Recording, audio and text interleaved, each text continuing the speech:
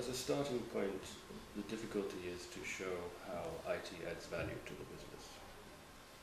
And in order to come up with some quantitative measures and way of showing this, we started with a high-level dashboard. We had attempts at a dashboard in the past which were quite detailed. And typical IT dashboards start looking at server availability, numbers of help desk tickets, and so on. We took the other approach to start with a very high-level dashboard, which would simply measure, for example, the level of IT spend compared to the rest of the bank, and would split this expenditure into a number of categories, the most important of which would be direct contribution to the corporate objectives of the bank.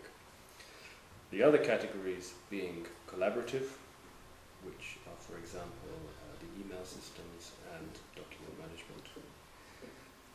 Regulatory, things like Basel II, IFRS, and lastly, system expenditure. And having this breakdown allows us to measure the value added of IT, which is mainly in the first category, direct contribution to corporate objectives. And at the same time, trying to reduce to a minimum the system expenditure by encouraging commodity hardware competition amongst vendors, server consolidation, and so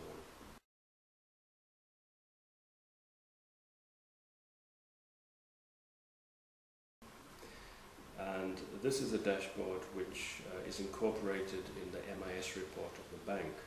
So it's important not to have a purely IT report,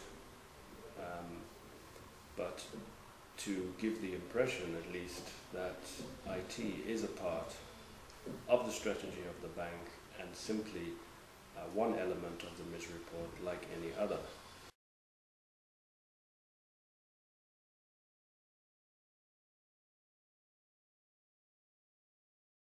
The Strategy and Corporate Center drives the definition of the strategy of the bank, manages the budget of the bank, and defines, for example, the KPIs that the business should meet. Now, IT, being part of SEC, allows us to be involved at a very early stage in the projects and initiatives which are coming up.